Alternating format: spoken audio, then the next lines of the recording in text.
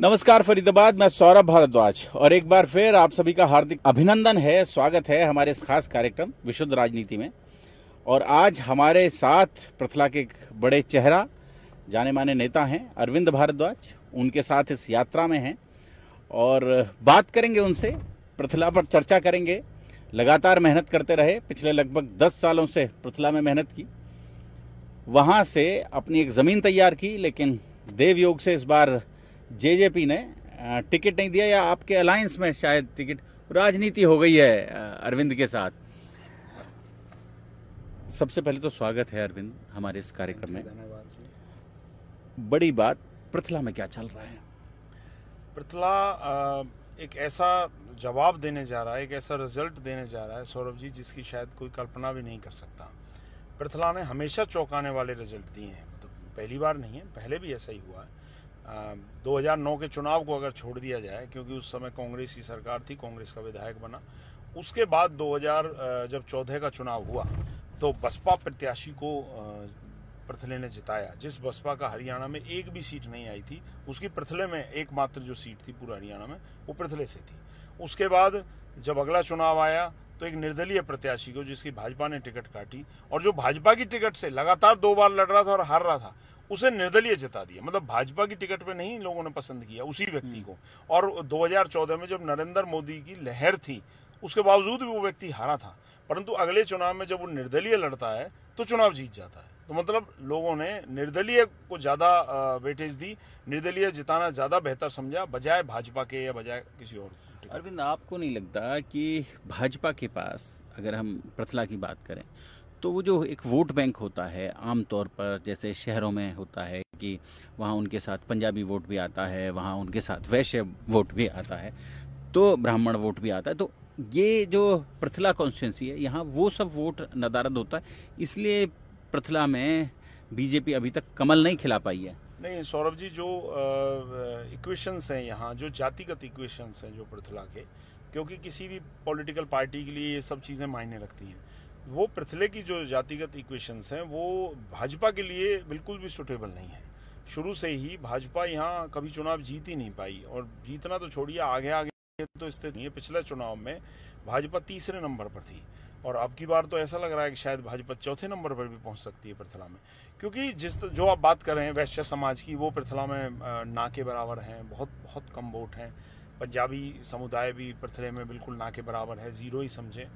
और इसके अलावा ब्राह्मण ज़रूर वोट बैंक, एक अच्छा वोट बैंक है वहाँ, 38-36 हज़ार वोट हैं ब्राह्मणों की, और कोई ऐसा वोट बैंक नहीं है जो भाजपा का परंपरागत वोट माना जाता हो। इसीलिए पृथला की जो राजनीति है, पृथला का जो इक्वेशन है, वो भाजपा को सूट नहीं करता। तो अभी क्या लग रहा है, कौन लोग हैं, मुख्य मुकाबला किन किन लोगों के बीच है? आज की जो स्थिति है, देखिए राजनीति बदलती रहती है सौरभ जी, चुनाव रोज चढ़ता है, रोज उतरता है, रोज रंग बदलता है, सुबह कुछ होता है, शाम को कुछ हो जाता है। पर आज की जो स्थिति है, वो मुख्य हमें जो चुनाव नजर आ रहा है वो कांग्रेस के रघुवीर सिंह तेवतिया, क्योंकि पूर्व में विधायक रहे हैं और पीछे 2 बार हारे भी हैं, लगातार चुनाव लड़ते रहे, ये भी एक वजह रही। और दूसरे क्योंकि नैनपाल रावत, क्योंकि सिटिंग एमएलए हैं, तो उनको तो हम कंसीडर करके ही चलें, क्योंकि सिटिंग एमएलए हैं फिलहाल हैं, और प्रयास कर रहे हैं, टिकट कटने के बावजूद भी उन्होंने हिम्मत दिखाई है। तीसरा जो नाम है वो एक नया नाम है, मतलब जो इस इक्वेशंस में, मतलब जीत की जो संभावना है, वो सुरेंद्र वशिष्ठ हो सकते हैं, क्योंकि उनके पास जो समीकरण है वो किसी और के पास, कांग्रेस के अलावा किसी भी नेता के पास इस तरह का कोई इक्वेशन नहीं है।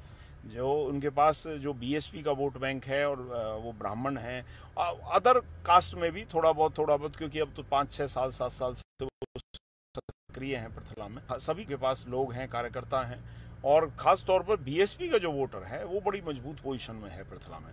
लगभग 40-45 हज़ार वोट एससी समाज का है, ये डिसाइडिंग फैक्टर है। और वैसे भी देखा गया है सौरभ जी, पिछले जितने चुनाव हुए हैं, ब्राह्मण आप देखें, एक बार ही हम विधायक बन पाए, और वो बीएसपी से ही बन पाए।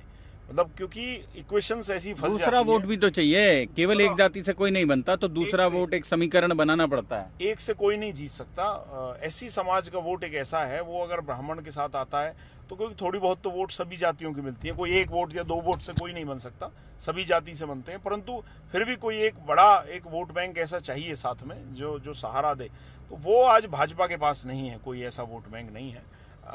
रही बात ब्राह्मण वोट की, तो ब्राह्मण 4 कैंडिडेट पहले ही खड़े हैं, फिर नैनपाल ले रहे हैं, रघुवीर सिंह तेवतिया विधायक रहे हैं, कांग्रेस से हैं। ब्राह्मण वोट तो थोड़ा कोई कम लेगा, कोई ज़्यादा लेगा, सभी पर जाना है। और सुरेंद्र वशिष्ठ भी पिछले 6-7 साल से सक्रिय हैं प्रथला में, वो भी मेहनत कर रहे हैं, उनके साथ भी हैं। टेकचंद शर्मा नहीं ले रहे हैं वोट? टेकचंद शर्मा जी तो मुझे नहीं लग रहा कि कोई फाइट वाली पोजीशन में भी है। मैं टॉप 3 में भी उनको नहीं आंक रहा। मतलब मैं क्या, आम पब्लिक भी अब नहीं आंक रही। उनका जो चुनाव है, जिस हिसाब से उम्मीद थी, जैसे टिकट मिली थी, लोगों को लगा बड़ी टिकट है, परंतु जब धीरे धीरे अब लोगों को समझ में आ रहा है कि वोट आएंगी कहाँ से। वोटों का तो समीकरण बन ही नहीं रहा है, वोट आएंगी कहाँ से, आप ये बताएं ना। देगा कौन वोट? हर समाज के अपने प्रत्याशी खड़े हैं, सभी अलग अलग पार्टियों से खड़े हो गए, और फिर वोटों का बनी। अब आप मुख्य भी अगर मुकाबला देखें, मुख्य पार्टियां हैं, कांग्रेस है, भाजपा है, आम आदमी पार्टी है, इनेलो बसपा गठबंधन है, ये 4 पार्टियां हैं। अब इन चारों में से 2 तो ब्राह्मण ही खड़े हैं, सुरेंद्र, बल्कि 3 आम आदमी पार्टी से भी कौशल ततारपुर हैं, और टेकचंद शर्मा भी हैं, सुरेंद्र वशिष्ठ भी हैं। 3 तो यही हो गए, एक चौथे रघुवीर सिंह तेवतिया। तो 4 पार्टियां अगर बात की जाए, तो 4 पार्टियों में से 3 पार्टियों से तो ब्राह्मण कैंडिडेट ही खड़े। तो ये जो है, इस सिचुएशन में मैं इसीलिए सुरेंद्र वशिष्ठ जी का नाम ले रहा हूँ। इस सिचुएशन में वो औरों के मुकाबले ज्यादा भारी नजर आते हैं। क्यों? उनके साथ जो बसपा का जो काडर है, वो बड़ा मजबूती से खड़ा है। हाँ, एक सवाल ये जरूर आता है कि पिछली बार उनकी वोट कम थी, पिछली बार वो चुनाव में बिल्कुल नए थे। दूसरा, जो उनसे पहले जो प्रत्याशी रहे टेकचंद शर्मा जी, वो बसपा को छोड़कर चले गए थे विधायक बनने के बाद, तो नाराजगी थी बीएसपी के वोटर में, और उस नाराजगी खामियाजा भुगता सुरेंद्र वशिष्ठ ने, क्योंकि वो नए भी थे, उतना परिचित भी लोगों ने एक्सेप्ट नहीं किया। परंतु वो 5 साल उनके बीच रहे हैं, उनके साथ कह रहे हैं कि जो दलित वोट बैंक है, वो कहीं ना कहीं कांग्रेस की तरफ शिफ्ट हुआ है। नहीं, बिल्कुल। लोकसभा का जो रिजल्ट रहा उसमें तो कांग्रेस की तरफ गया था, परंतु अब विधानसभा के चुनाव में ऐसा कुछ नहीं नजर आ रहा, क्योंकि वो संविधान की लड़ाई थी। अब तो संविधान को तो कोई खतरा विधानसभा में, संविधान तो बच गया है, ये सबको समझ में आ रहा है। वो खुद भी कह रहे हैं कि अब हरियाणा विधानसभा तो संविधान बदल ही नहीं सकती, तो यहाँ तो वो मुद्दा तो है ही नहीं। दूसरा, जिस तरह से जो कुमारी शैलजा जी का जो अपमान किया है, उसका भी लोगों में बड़ी टीस है, बड़ा दर्द है। इस तरह से एक इतनी बड़े स्तर की जो नेता, राष्ट्रीय स्तर की नेता है, केंद्रीय मंत्री रही है, प्रदेश अध्यक्ष रही है, कई बार सांसद रही हैं, उनका इस तरह से अपमान अपनी पार्टी में अगर किया जाएगा, और इससे पहले अशोक तंवर जी का भी अपमान किया गया, उनके साथ तो मारपीट कहीं की थी हुड्डा ग्रुप के लोगों ने, तो ये सोचकर जरूर ऐसी समाज के लोग बड़ा नाराज हैं कांग्रेस से। और उम्मीद करते हैं, हम तो बाहर का तो मैं नहीं कहूँगा, पर हाँ, प्रथले में तो मुझे उम्मीद है कि सुरेंद्र वशिष्ठ जी के साथ ऐसी समाज। एक और भी बड़ी वजह है, मैं आपकी चैनल के माध्यम से भी जानकारी दे दूं।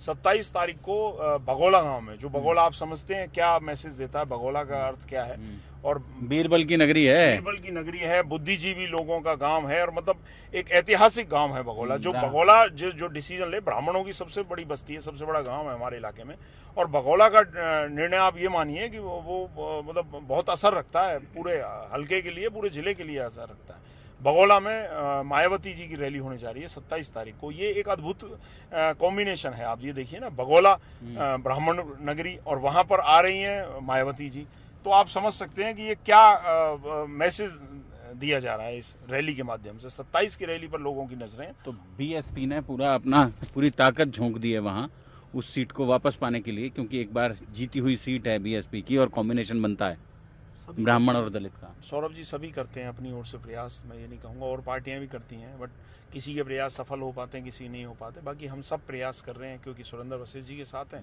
तो हम भी सब मिलकर प्रयास कह रहे हैं। यू अरविंद एक वोट है पकड़ के ले जा रहा है कि जी यू वोट है, यहाँ पे वोट है, हीरापुर में है, पनहेड़ा में है, बघोला में है, एक वोट तो मिलवा रहा है। नहीं, ऐसा नहीं है। देखो सौरभ जी, अब जहाँ हैं प्रयास तो करेंगे, ऐसा कहा जा रहा है। जहाँ हूँ मैंने तो आप ये लगाइए इनेलो और जजपा में भी जब तक रहा मैंने पूरी ईमानदारी से वहाँ काम किया। आपको कभी नहीं मिलेगा कि मैंने कांग्रेस वालों से मेरे संबंध रहे या भाजपा से रहे। मैं तो कभी उनके कोठी मकानों तक दफ्तरों तक भी नहीं गया। मैंने कभी किसी से लिंक नहीं रखा। मतलब एक लाइन पर चलने वाला व्यक्ति हूँ। आज अगर सुरेंद्र वशिष्ठ, मैंने बसपा ज्वाइन नहीं की, मैंने इनेलो ज्वाइन नहीं की, मैंने सिर्फ सुरेंद्र वशिष्ठ जी को समर्थन दिया। वो अच्छे व्यक्ति हैं, संघर्ष कर रहे हैं, पिछली बार चुनाव हारे, इस बार जीत सकते हैं, उनकी संभावना है। तो समर्थन दे देते तो ठीक हो, पर यूँ तो एक एक वोट ले जाके मिलवा रहा है। नहीं, सौरभ जी जहाँ हैं उनकी मदद करेंगे और मेरा तो प्रयास है कि मैं उन्हें चुनाव जिता कर लाऊं। मतलब मैंने जो मेहनत की है, मैं नहीं लड़ पाया, परंतु मैं चाहता हूं कि उस मेहनत का फायदा किसी और दूसरे भाई को हो और अच्छे इंसान को हो। वो अच्छे इंसान हैं, वो अच्छे काम करते हैं, सामाजिक काम करते हैं। वो और नेता जो हैं, पूर्व विधायक जो घूम रहे हैं, इनसे कई मायनों में बढ़िया है। वो झूठ नहीं बोलते, वो बेईमानी नहीं करते, धोखा नहीं देते। तो इसलिए ऐसे इंसानों को राजनीति में आगे आना चाहिए। मैं नहीं आ पाया तो किसी और अच्छे को लाने का प्रयास कर रहा हूँ। कितनी बड़ी हार जीत समझ रहे हैं पृथला में जो होगी, क्योंकि मुकाबला जैसा आप बता रहे हैं कि त्रिकोणीय हो गया है, नैनपाल रघुवीर तेवतिया और बहुजन समाजवादी पार्टी से सुरेंद्र वशिष्ठ, इन तीनों के बीच। तो क्या मान रहे हैं आप, कितनी हार जीत, बड़ी हार जीत? आमतौर पर 2-2,500-3,000 वोटों की हार जीत, ये पिछला चुनाव थोड़ा सा ज़्यादा गया, लेकिन आमतौर पर इतना ही रहता है। नहीं, इतनी बड़ी हार जीत मुझे नहीं लग रही है, क्योंकि कंपटीशन लास्ट तक पहुंचते पहुंचते टफ हो जाएगा।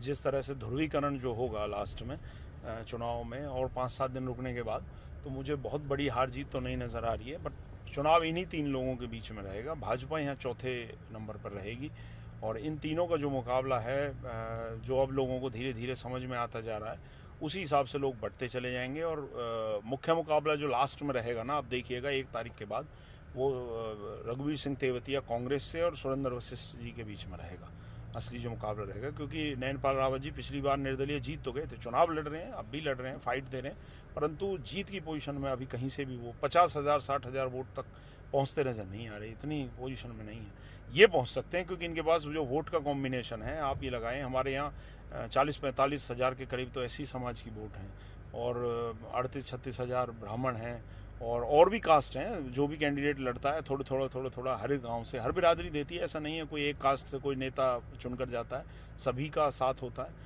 तो ये जो वोट हैं बीएसपी के साथ, सुरेंद्र वशिष्ठ जी के साथ, ये टक्कर देते हैं। कंधावली के मुस्लिम कह रहे हैं वशिष्ठ गोत्र के साथ जाएंगे। हाँ, नहीं, बिल्कुल। कंधावली में तो है ही। पहले भी जब टेकचंद शर्मा जी चुनाव लड़े थे 2014 में, जब जीते थे, तो बगोला की सरदारी ने आके समर्थन दिलाया था। क्योंकि इनका जो निकास है कंधावली गाँव का, मेरा तो पड़ोसी गाँव है, बिल्कुल साथ लगता, इनका निकास जो है वो बगोला से है और इन पर बगोला का असर है। और सुरेंद्र वशिष्ठ जी खुद बगोला से हैं, तो उसका बड़ा असर है। मैं आज सुबह खंदावली में था, 3 घंटे में सुबह 5 बजे से लेकर 8 साढ़े 8 बजे तक रहा हूँ। तो बड़ा अच्छा प्यार है वहाँ खंदावली में, बड़ा जोश है, बड़ा चाव है कि हमारा अपना कोई गांव से है, हमारे अपने वशिष्ठ गोत्र से है। वो आज भी अपने आप को वशिष्ठ गोत्र का ही बताते हैं, तो उनमें बड़ा चाव है। और फिर राजनीति में ये सब चीज़ें होती हैं, सौरभ जी, मायने रखते हैं। राजनीति जोड़ने पर आती है तो वसुधैव कुटुंबकम कर देती है, और तोड़ने पर आती है तो भाई भाई के बीच दीवार खड़ी कर देती है। मैं हमेशा, सौरभ जी, इसी बात का पक्षधर रहा कि राजनीति में जाति जो है ये दूर रहनी चाहिए, जातियों से अलग चुनाव होने चाहिए। परंतु ये देश ऐसा है तो लास्ट में घूम फिर के चुनाव जाति पर ही आ जाता है। लोग वहीं जातियों और उन्हीं में सिस्टमों में बढ़ता हुआ नजर आता है। परंतु फिर भी मैं कहूँगा कि लोग अपने विवेक का प्रयोग करके वोट डालें, अच्छे उम्मीदवारों को चुने। पार्टी मायने नहीं रखती, जाति मायने नहीं रखती, मायने रखता है कि व्यक्ति कौन चुनकर जाने वाला है। ये जरूर मेरी विनती है, निवेदन है पृथले की जनता से, पृथले की नहीं और फरीदाबाद के भी लोगों से, कि वो व्यक्ति को प्राथमिकता दें। कौन व्यक्ति चुनकर जाने वाला है, उसका क्या विजन है, क्या सोच है, कैसा चाल चलन है, कैसा कैरेक्टर है, इन चीजों को जरूर प्राथमिकता दें। तो फरीदाबाद जोड़ेंगे आपको ऐसी ही और राजनीतिक चर्चाओं के साथ अपने इस खास कार्यक्रम विशुद्ध राजनीति में। बहुत बहुत धन्यवाद।